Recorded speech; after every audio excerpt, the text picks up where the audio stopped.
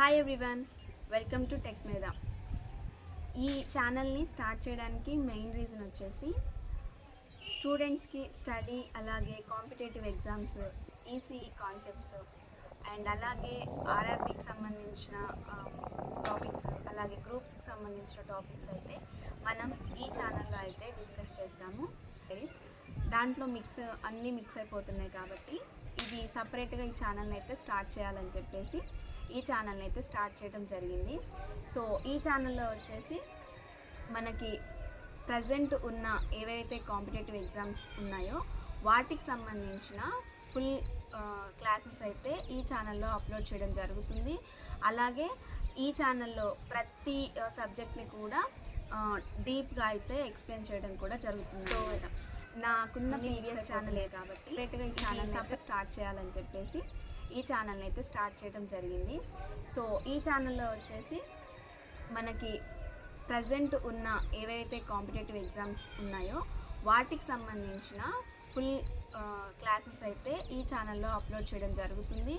అలాగే ఈ ఛానల్లో ప్రతి సబ్జెక్ట్ని కూడా డీప్గా అయితే ఎక్స్ప్లెయిన్ చేయడం కూడా జరుగుతుంది అన్నమాట. సో మన ఫస్ట్ ఈ క్లాస్లో అయితే కాంపిటేటివ్ ఎగ్జామ్స్కి అసలు ప్రిపరేషన్ ఎలా స్టార్ట్ చేయాలి అనేది ఈ వీడియోలో అయితే డిస్కస్ చేద్దాము. ఫస్ట్ స్టెప్ వచ్చేసి అసలు ఎందుకు చాలామంది ఈ కాంపిటేటివ్ ఎగ్జామ్స్కి ప్రిపేర్ అవుతున్నప్పుడు మధ్యలోనే స్టాప్ అయిపోతున్నారు అనేది ఫస్ట్ మనం తెలుసుకోవాలి. చాలామంది ఏం చేస్తారంటే కాంపిటేటివ్ ఎగ్జామ్స్కి ప్రిపేర్ అవుతున్నామని చెప్పి ప్రిపరేషన్ స్టార్ట్ చేస్తారు ఒక మోటివేషన్ తీసుకొని. సో కొన్ని రోజులు అయిపోయిన తర్వాత ఆ మోటివేషన్ లేదు అని చెప్పేసి స్టాప్ అయిపోతారు. కానీ మెయిన్ రీజన్ వచ్చేసి మోటివేషన్ లేకపోవటం కాదు, క్లియర్గా ప్లాన్ చేసుకోలేకపోవటం. ఫస్ట్ మనం కాంపిటీషన్ ఎగ్జామ్కి స్టార్ట్ అయినప్పుడు, ప్రిపరేషన్ స్టార్ట్ చేసినప్పుడు మధ్యలోనే గివప్ ఇచ్చి వెళ్ళిపోవడానికి కారణం ఏంటంటే క్లియర్ ప్లాన్ లేకపోవడం అన్నమాట. సో ఈ రీజన్ వల్ల చాలామంది మధ్యలోనే స్టాప్ చేసి వెళ్ళిపోతారు, ఫెయిల్ అయిపోయినట్టు. సో గూగుల్లో బుక్స్ సెర్చ్ అయితే చాలామంది యూట్యూబ్లో స్ట్రాటజీస్ని ఫాలో అవ్వటము అండ్ అలాగే ఇప్పుడున్న టెలిగ్రామ్స్ ఛానల్స్ని ఫాలో అయ్యి పీడిఎఫ్స్ అన్నీ కలెక్ట్ చేసుకుంటారు. కానీ యాక్చువల్గా ఏంటంటే ప్రిపరేషన్ అనేది అసలు స్టార్ట్ చేయరు. కాబట్టి ఫస్ట్ రూల్ మనం తెలుసుకోవాల్సింది ఏంటి అని అంటే collecting material is not preparation, reading and revising is preparation అని గుర్తుంచుకోవాలి. మనం చాలా మెటీరియల్స్ని కలెక్ట్ చేసినా సరే అది ప్రిపరేషన్కి అయితే యూస్ఫుల్ అవ్వదు. మనం కలెక్ట్ చేసిన మెటీరియల్ని ఎప్పటికప్పుడు చదువుకుంటూ వాటిని రివైజ్ చేస్తూ ఉంటే అప్పుడు మీరు యాక్చువల్గా ప్రిపరేషన్ స్టార్ట్ చేసినట్టు. సో నెక్స్ట్ వచ్చేసి ఫస్ట్ స్టెప్ ఏంటి, అసలు ఫస్ట్ స్టెప్ మనం ప్రిపరేషన్ స్టార్ట్ చేయడానికంటే కాంపిటేటివ్ ఎగ్జామ్స్కి ప్రిపేర్ అవ్వడానికి అసలు ఫస్ట్ స్టెప్ ఏంటి అంటే మీరు ప్రిపరేషన్ స్టార్ట్ చేయడానికంటే ముందు మీరు తెలుసుకోవాల్సింది ఫస్ట్ ఏంటంటే సిలబస్ని మీరు చూడటం. మీరు ఏ కాంపిటేటివ్ ఎగ్జామ్కి అయితే ప్రిపేర్ అవుతున్నారో ఆ కాంపిటేటివ్ ఎగ్జామ్కి సంబంధించిన సిలబస్ అంతటిని కూడా మీరు చూడాలి. సో లాస్ట్ ప్రీవియస్ ఇయర్స్లో ఉన్న పేపర్స్ ఏదైతే ఉంటాయో ఎగ్జామ్ పేపర్స్ వాటిని ఒకసారి చూడాలి. అండ్ సిలబస్లో క్లియర్గా ఏమి ఇచ్చారో అది కూడా చూసుకోవాలి. సో ఇట్లా మీరు ప్రిపరేషన్ స్టార్ట్ చేయడానికంటే ముందే సిలబస్ని మీరు దానికి ఒక ప్లానింగ్ చేసుకుంటే అప్పుడు మీరు ప్రిపరేషన్ స్టార్ట్ చేయడానికి అనేది ఈజీగా ఉంటుంది.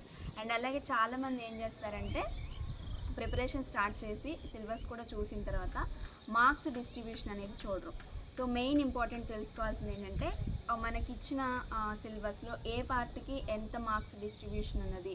ఫర్ ఎగ్జాంపుల్ యాప్టిట్యూడ్ ఉందనుకోండి, దానికి ఎంత మార్క్స్, అలాగే రీజనింగ్కి ఎంత మార్క్స్ ఇచ్చారు, అండ్ ఇంగ్లీష్ పార్ట్కి ఎంత ఇచ్చారు, హిస్టరీకి, పాలిటీకి, జాగ్రఫీకి, వీటన్నిటికి కలిపి ఎంత ఇచ్చారు అనేది చూసుకోవాలి. సో మార్క్స్ డిస్ట్రిబ్యూషన్ అనేది చాలా ఇంపార్టెంట్.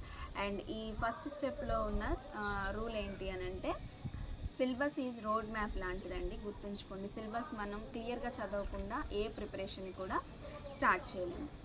సో కాంపిటేటివ్ ఎగ్జామ్స్కి ప్రిపరేషన్ స్టార్ట్ చేయడానికి నెక్స్ట్ స్టెప్ ఏంటి అంటే డైలీ స్టడీ ప్లాన్ చేసుకోవడం అనేది చాలా ఇంపార్టెంట్.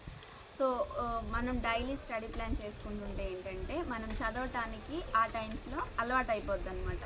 సో సపోజ్ ఏంటంటే మార్నింగ్ సెషన్లో హిస్టరీ కానీ పాలిటీ కానీ చదవటం, ఆఫ్టర్నూన్ సెషన్లో యాప్టిట్యూడ్ ఆర్ రీజనింగ్, ఈవినింగ్ సెషన్లో కరెంట్ అఫైర్స్, అండ్ నైట్ వచ్చేసరికి రివిజన్ చేయటం. ఈ మనం మార్నింగ్ నుంచి ఈవినింగ్ వరకు ఏదైతే మనం చదువుతామో సో దాన్ని నైట్ రివిజన్ చేసుకోవడం మంచిది. అండ్ ఇంకొకటి ఏంటి అని అంటే డైలీ 4 to 5 hours ఫోకస్గా చదివితే చాలు. సో కాంపిటేటివ్ ఎగ్జామ్స్కి ప్రిపరేషన్ స్టార్ట్ చేసే వాళ్ళకి డైలీ 4 to 5 hours అండ్ చాలు, అంత చాలు. తర్వాత మనం చదువుతున్న కొద్దీ ఇంకా కొంచెం ఎక్కువ అవర్స్ చదవటానికైతే. ఇంకొకటి ఏంటంటే కన్సిస్టెన్సీ అనేది చాలా ఇంపార్టెంట్ అని కూడా గుర్తుంచుకోవాలి. అలా ఇంకొకటి కామన్ మిస్టేక్స్, చాలామంది చేసే కామన్ మిస్టేక్స్ ఏంటి అని అంటే ఫస్ట్ బిగినర్స్ చేసే మిస్టేక్స్ ఏంటంటే నెంబర్ 1 చాలా బుక్స్ చదవటం.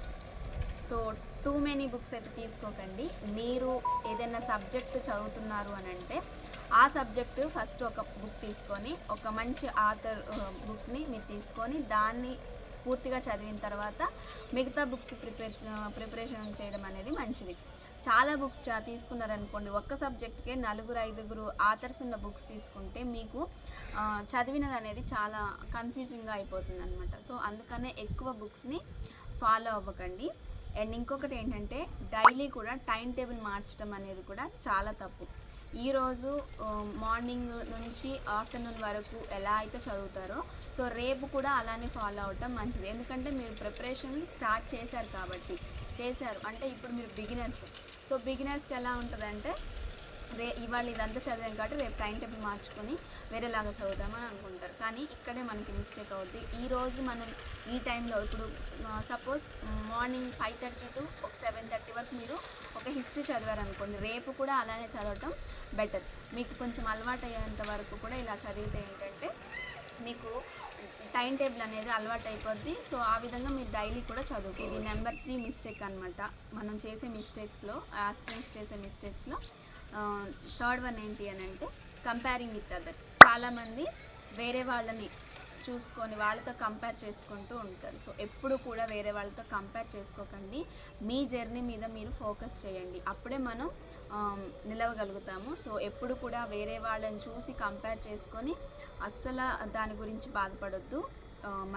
వేరే వాళ్ళతో మనల్ని మనం కంపేర్ చేసుకోవద్దు. వేరే ఎవరైనా సరే మనల్ని కంపేర్ చేసినా వాటి గురించి అయితే స్టార్ట్ చేశారు అంటేనే మనం ఒక మ్యారథాన్లో పరిగెత్తులో అయితే టెక్ మీద ఛానల్లో అయితే ఫస్ట్ అసలు ప్రిపరేషన్ ఎలా స్టార్ట్ చేయాలి అనేది మీకైతే అర్థమైందని అనుకుంటున్నాను. మనం ఒకసారి క్లాసెస్ని చెప్పకుండా ఇలా అసలు ఎలా స్టార్ట్ చేయాలి, ఎలా చదవాలి, మనం డైలీ టైం టేబుల్ ఎలా ప్రిపరేషన్ చేసుకోవాలి, సబ్జెక్ట్స్ని ఎలా చదవాలి, ఇలా స్టెప్ బై స్టెప్ నేర్చుకుంటే మనం ప్రిపరేషన్ అనేది ఈజీగా స్టార్ట్ చేయొచ్చు అని చెప్పేసి నేనైతే ఫస్ట్ క్లాస్ అయితే ఈ టెక్ మీద ఛానల్లో ఫస్ట్ వీడియో అయితే ఇలా నేను ప్లాన్ చేశాను. సో మీ అందరికీ కూడా నేను చెప్పిన ఈ ప్రిపరేషన్ టిప్స్ అయితే మీకు యూస్ఫుల్ అవుతాయని అనుకుంటున్నాను. సో నెక్స్ట్ వీడియోస్లో అయితే ఎలా ప్లాన్ చేసుకోవాలి, డైలీ టైం టేబుల్ అనేది, ఎలా సబ్జెక్ట్స్ చదవాలి, అండ్ అలాగే అసలు గ్రూప్స్ అంటే ఏంటి, వాటిలో ఉన్న డిఫరెన్స్ ఏంటి, ఇవన్నీ కూడా నెక్స్ట్ వీడియోస్లో అయితే కమింగ్ వీడియోస్లో అయితే మీకు నేను చెప్తాను.